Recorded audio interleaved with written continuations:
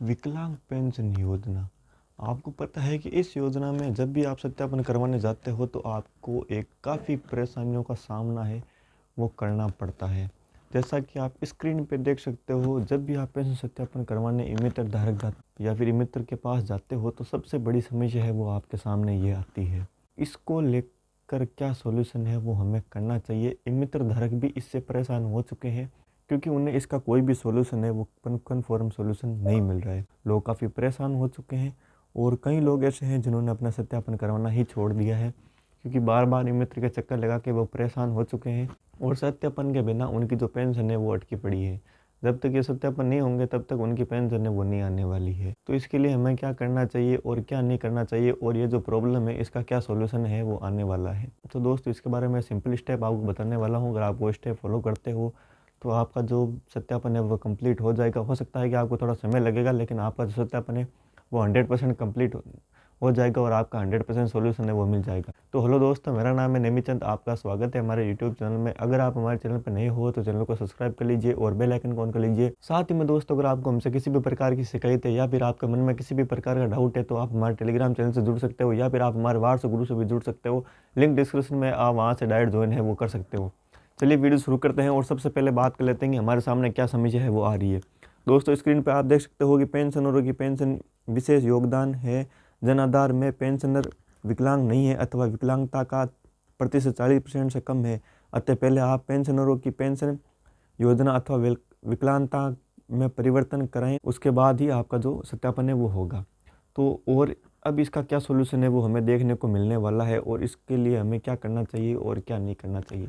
तो दोस्तों, अभी आप जब जन आधार में इसको आप सही करने जाओगे या फिर विकलांगता का जो उसमें ऑप्शन आता है SSO ID में, आप उसको अपडेट करने के लिए जाओगे या फिर पेंशन में अपडेट करने के लिए जाओगे तो आपका ये वहाँ पे तो अपडेट हो जाएगा, लेकिन जैसे ही आप वापस सत्यापन करने के लिए जाओगे तो आपको फिर से एरर है वो वहाँ पे देखने को मिलेगा। आप जितनी बार भी वहाँ पे सही जन आधार में कितनी भी कोशिश कर लोगे, आप वहाँ पे कितनी बार भी अपडेट कर लोगे, लेकिन आपकी ये जो प्रॉब्लम है नहीं मिटने वाली है या फिर ये जो प्रॉब्लम है वो खत्म नहीं होने वाली है। तो इसके लिए आपको सिंपली क्या करना पड़ेगा कि आपको इसका जो नया आवेदन है वो करना पड़ेगा। मतलब कि जो विकलांगता का जो 40% का जो नया प्रमाण पत्र होता है तो उसका नया आवेदन करना पड़ेगा।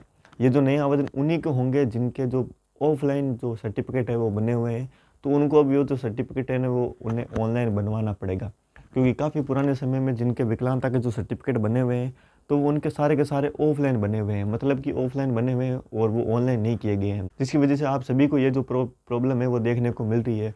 हाल ही में जो अभी राजस्थान सरकार द्वारा जन आधार ई-KYC आ गई और जो पेंशन सत्यापन है वो आ रहे हैं, तो ये सारे के सारे ऑनलाइन के माध्यम से हो रहे हैं और इनमें सभी का सभी जो ऑनलाइन डाटा है वो ही लिया जा रहा है, जिसकी वजह से आपको ये जो समस्या है वो देखने को मिल रही है। तो इस समस्या का सॉल्यूशन आपको यही है कि आपको जो नया आवेदन है वो करना पड़ेगा। तो दोस्तों, इस प्रॉब्लम का सिंपल छोटा सा सॉल्यूशन है कि आप तो दोस्तों आपके जो दिव्यांग सर्टिफिकेट बने हुए हैं तो आपको इनको ऑनलाइन करवाना पड़ेगा या फिर ऑनलाइन आवेदन है वो नए करवाने पड़ेंगे।